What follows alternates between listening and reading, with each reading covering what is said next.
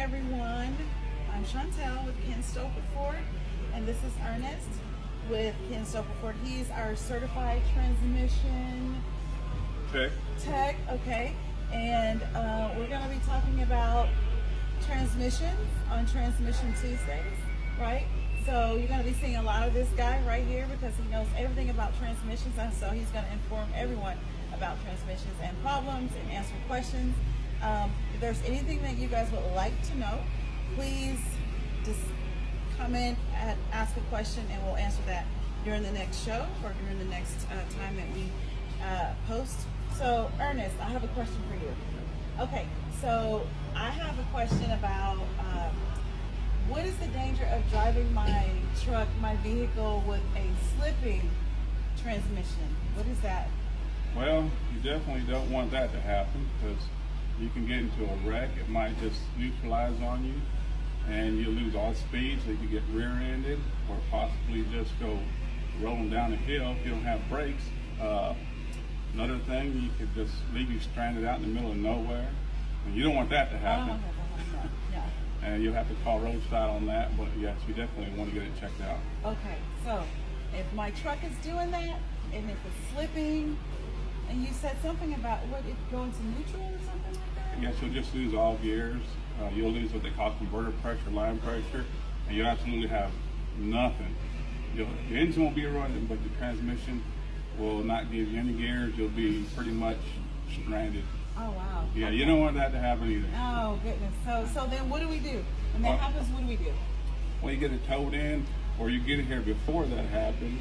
If you start feeling symptoms of slips, shake, jerkiness, bring it in, and we can hook up the diagnostic IDS to it, see what kind of codes you got in there, if your fluid's low, or if you have, you could be as simple as a miss, something that easy. Just bring it and get it checked out, and we'll go from there.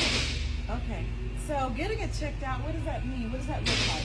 Well, we want to hook up the IDS computer to it. We got an IDS right here, and all we do is you bring it in, we hook up your data link connector to the data link connector, and we see what kind of codes you got in there. It could be something as simple as a miss, a spark plug miss, or a throttle position sensor. And hooking up the IDS will definitely tell us what you got going on electrical wise. Okay, you said sometimes it could be a misdiagnosis? Yes.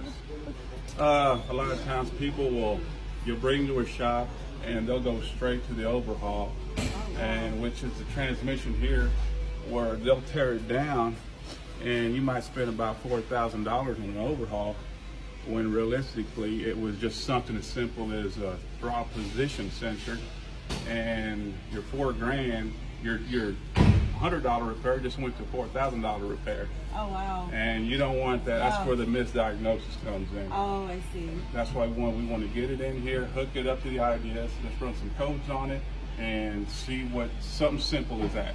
We can get that fixed first. That's so good. That's Yes. really good. Yeah. Okay. And I think that's probably it for now. Is there anything else that you want to add, maybe? One other big thing is the network systems in today's cars. You have computers that talk to each other, and you'll have one computer tell another computer, hey, this sensor's bad, and it's communication just like it is in the computer in the dealerships. So it's just a bunch of computers talking to each other, and that can get real complex in today's vehicles. So we just definitely want to get the network system checked out before we go any further into it. Oh, I see. Yeah. So you heard